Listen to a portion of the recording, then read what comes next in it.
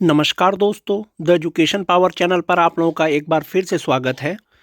दोस्तों, आज के वीडियो में हम लोग चर्चा करेंगे विशिष्ट शिक्षक वर्सेस नियोजित शिक्षक, यानी विशिष्ट शिक्षक और नियोजित शिक्षक में कौन सीनियर होंगे, कौन जूनियर होंगे, या विशिष्ट शिक्षक और नियोजित शिक्षक में वरीयता का निर्धारण किस प्रकार से होगा। दोस्तों, दोनों प्रकार के शिक्षकों में अलग अलग चर्चा करेंगे। दोस्तों, वीडियो शुरू करने से पहले एक रिक्वेस्ट है दोस्तों, जो लोग मेरे चैनल को सब्सक्राइब नहीं किए हैं कृपया चैनल को सब्सक्राइब कर दें और बेल आइकन को जरूर दबा दें। और वीडियो अगर अच्छी लगे तो अपने दोस्तों में लाइक और शेयर जरूर कर दें ताकि और भी शिक्षकों तक ये इन्फॉर्मेशन पहुंच सके। तो चलिए शुरू करते हैं आज का वीडियो। बीपीएससी टीआरई के द्वारा बहाली से पहले दोस्तों वरीयता का निर्धारण किया जाता था कि जो सबसे पहले विद्यालय में योगदान किए हैं वही वरीय होंगे। जो नियोजित शिक्षक का वरीयता का निर्धारण किया जाता था, और या कोई अगर प्रशिक्षित शिक्षक हैं, सबसे पहले जिन्होंने प्रशिक्षण प्राप्त किया है वो वरीय होंगे, या जो सबसे पहले विद्यालय में योगदान किए हैं वो वरीय होंगे। लेकिन जब से बीपीएससी टीआरई के द्वारा शिक्षकों की बहाली शुरू हुई दोस्तों बिहार में, तो नियमावली में एक चीज़ स्पष्ट दर्शा दिया गया कि जो वरीयता का निर्धारण किया जाएगा वो जिला स्तर पर एक सूची बनेगा। प्राइमरी का अलग, मिडिल का अलग, माध्यमिक का अलग, उच्च माध्यमिक का अलग। उसी प्रकार से शिक्षकों का वरीयता का निर्धारण किया जाएगा। वही बात दोस्तों विशिष्ट शिक्षकों में भी आई कि विशिष्ट शिक्षकों का जो वरीयता का निर्धारण किया जाएगा जिला स्तर पर सूची बनेगा। प्राइमरी सेक्शन का अलग, मिडिल सेक्शन का अलग, और सेकेंडरी का अलग, और हायर सेकेंडरी का अलग। और ये जो सूची है दोस्तों वो जिला के द्वारा बनाया जाएगा, ऐसा नियमावली में दर्शा दिया गया था, चाहे वो बिहार राज्य विद्यालय अध्यापक नियमावली हो या विशिष्ट शिक्षक नियमावली 2023 हो। जहाँ तक बात नियोजित शिक्षकों में वरीयता निर्धारण का है दोस्तों, वो विशिष्ट शिक्षक से वरीय होंगे या विशिष्ट शिक्षक नियोजित शिक्षक से वरीय होंगे, उसके बारे में यदि चर्चा करें दोस्तों, माननीय शिक्षा मंत्री द्वारा दोस्तों वो स्पष्ट कर दिया गया था कि जो नियोजित शिक्षक हैं वो स्थानीय निकाय के शिक्षक हैं और उसका नियोजन इकाई पंचायत, प्रखंड, जिला परिषद होता है। और जबकि जो विद्यालय अध्यापक हैं वो ऑलरेडी राज्यकर्मी हैं, राज्यकर्मी के तहत उनकी बहाली हुई है और उनका जो कैडर है वो जिला कैडर है। इसीलिए नियोजित शिक्षक को विद्यालय अध्यापक से वरीय बनाने का कोई भी प्रावधान नहीं है या कोई भी नियम नहीं है। तो मूलतः दोस्तों उनका जवाब से ये स्पष्ट हुआ कि जो स्थानीय निकाय के शिक्षक होंगे, नियोजित शिक्षक जो होंगे वो विद्यालय अध्यापक से कन्य होंगे। जब विद्यालय अध्यापक से कन्य होंगे तो विशिष्ट शिक्षक से भी स्थानीय निकाय के शिक्षक कन्य होंगे, क्योंकि वे राजकर्मी नहीं है, वे स्थानीय निकाय के शिक्षक हैं। और विशिष्ट शिक्षक और जो विद्यालय अध्यापक हैं दोस्तों वो राजकर्मी हैं। विद्यालय अध्यापक की जो नियुक्ति हुई थी वो राजकर्मी के तौर पर हुई थी, और जो विशिष्ट शिक्षक है परीक्षा पास करके वो राजकर्मी बने हैं, यानी विशिष्ट शिक्षक बने हैं। तो इस प्रकार से दोस्तों विशिष्ट शिक्षक ही वरीय होंगे नियोजित शिक्षकों की तुलना में। अब विशिष्ट शिक्षकों में वरीयता का निर्धारण किस प्रकार से होगा दोस्तों, ये संशय अभी तक है। अब उसके बारे में चर्चा कर लेते हैं। उसके बाद मूल वेतन के आधार पर जो वरीयता का निर्धारण होगा उसके भी बारे में चर्चा करेंगे दोस्तों। इनमें से सबसे ज्यादा सीनियर कौन होगा। जहां तक बात सीनियरिटी का है दोस्तों, वरीयता क्रम का है, जो विशिष्ट शिक्षक नियमावली 2023 था उसमें कुछ पॉइंट दिया गया है दोस्तों, उसके बारे में बताऊंगा आपको। विशिष्ट शिक्षक नियमावली 2023 का ये गजट है दोस्तों, जो कि 26 दिसंबर 2023 को इनको गजट में शामिल किया गया था। आप जैसा कि देख पा रहे होंगे ये नियमावली है, विशिष्ट शिक्षक नियमावली। और संशोधित नियमावली जो विशिष्ट शिक्षक का है उसमें जो पॉइंट नहीं दिया हुआ है दोस्तों, ये समझा जाए कि वो सभी पॉइंट जो विशिष्ट शिक्षक नियमावली 2023 में है वही प्रभावी होगा। इसमें जो वरीयता का क्रम है दोस्तों आप देख पा रहे होंगे, जो विशिष्ट शिक्षक नियमावली 2023 है दोस्तों उसका 7 नंबर पॉइंट का 7.1, 7.2 में वरीयता का क्रम दिया गया है दोस्तों। कौन से शिक्षक कैसे वरीय होंगे या सीनियर होंगे। जैसा कि आप सभी जानते हैं ट्रांसफर पोस्टिंग की जो नियमावली आई थी उसमें स्पष्ट दिया हुआ था जो सीनियर होंगे सबसे ज़्यादा वो पुराने वेतनमान वाले शिक्षक होंगे, उसके बाद विशिष्ट शिक्षक होंगे, उसके बाद बीपीएससी शिक्षक होंगे, उसके बाद नियोजित शिक्षक होंगे। चूंकि वो नियमावली रद्द कर दिया गया है दोस्तों, ट्रांसफर पोस्टिंग का नियमावली रद्द क्या कर दिया गया है। अब सीनियर कौन होंगे, तो विशिष्ट शिक्षक नियमावली जो 2023 है उसी के अनुसार सीनियर और जूनियर होंगे। इसमें दिया गया है जिला स्तर पर विशिष्ट शिक्षकों की एक वरीयता सूची संधारित की जाएगी। जब आप ज्वाइन कर लेंगे जिला स्तर पर जो है आपका वरीयता सूची संधारित किया जाएगा, बनाया जाएगा। शिक्षकों की प्रत्येक श्रेणी यथा प्राथमिक, मध्य माध्यमिक एवं उच्च माध्यमिक के लिए विषयवार अलग अलग वरीयता सूची तैयार की जाएगी।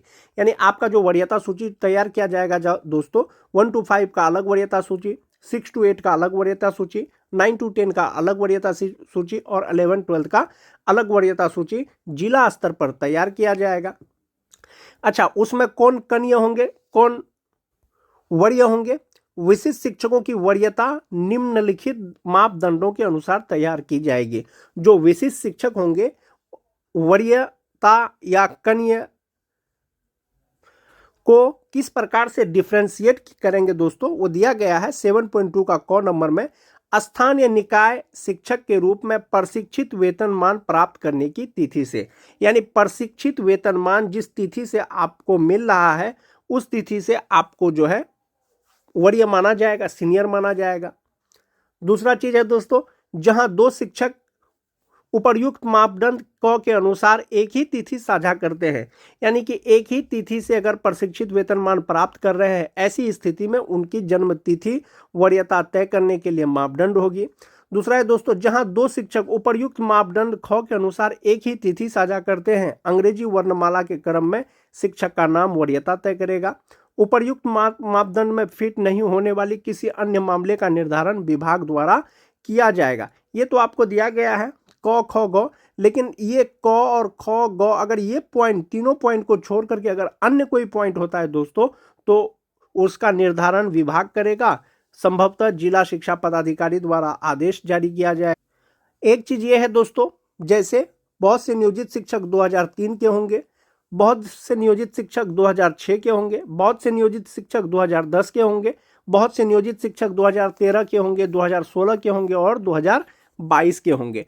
जो 2003 के, 2006 के, 2010 के शिक्षक हैं दोस्तों, नियोजित शिक्षक हैं, बहुत लोग जो है 2019 से पहले ही प्रशिक्षित हो चुके हैं, या प्रशिक्षित का उनका वेतनमान नहीं मिल रहा होगा, लेकिन प्रशिक्षित जो है वो 2019 से पहले हो चुके हैं। तो उनका जो वेतन का निर्धारण होगा या वरीयता का जो निर्धारण होगा दोस्तों, उनका प्रशिक्षण की तिथि से होगा। जैसा कि माननीय उच्च न्यायालय ने भी आदेश दिया है, प्रशिक्षित वेतनमान जो उनको मिलेगा उसी तिथि से वो सीनियर जूनियर होंगे।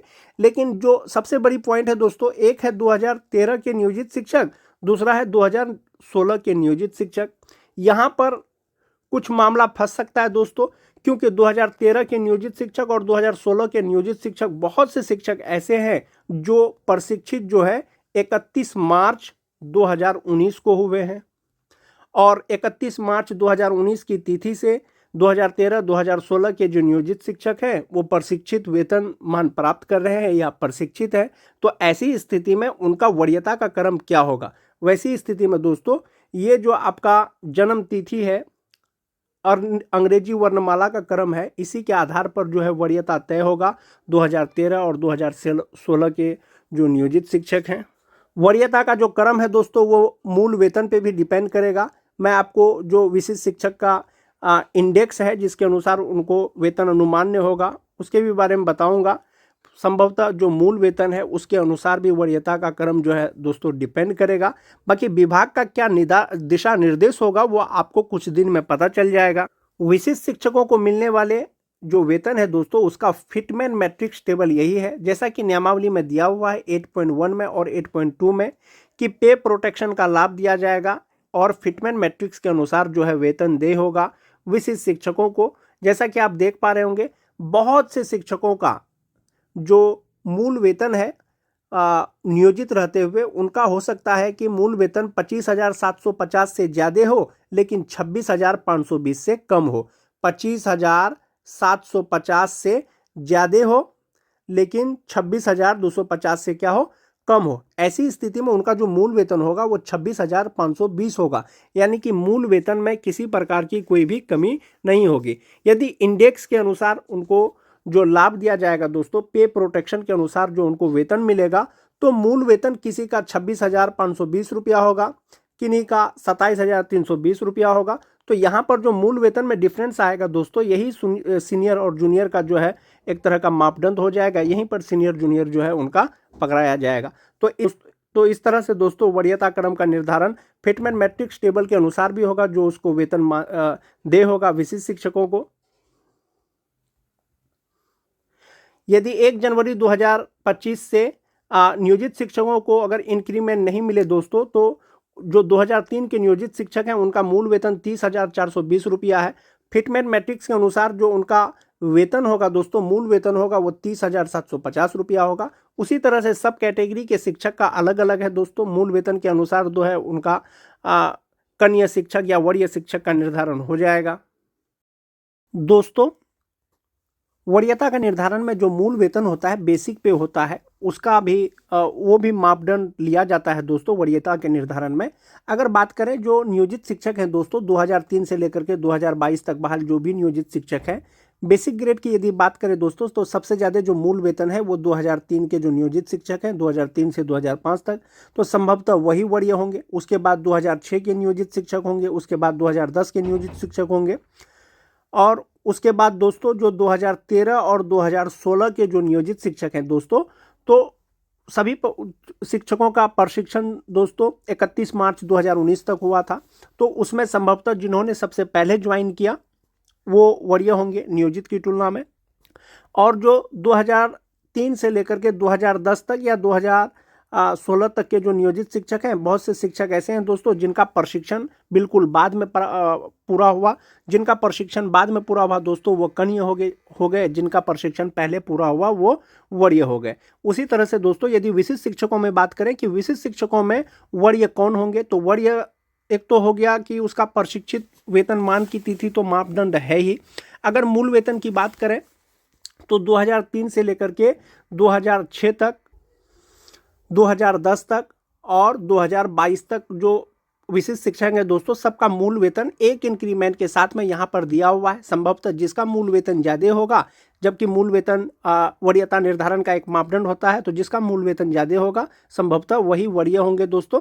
शिक्षा विभाग के द्वारा अब तक जो है कोई वरीयता का सूची जारी नहीं किया गया है दोस्तों, लेकिन विभाग के द्वारा ये पहले भी कहा गया है कि जिला स्तर पर विशिष्ट शिक्षकों का एक वरीयता सूची संधारित किया जाएगा, यानी बनाया जाएगा, जिसमें प्रत्येक शिक्षक की श्रेणी प्राथमिक, मध्य माध्यमिक और उच्च माध्यमिक के लिए विषयवार अलग अलग वरीयता सूची तैयार किया जाएगा।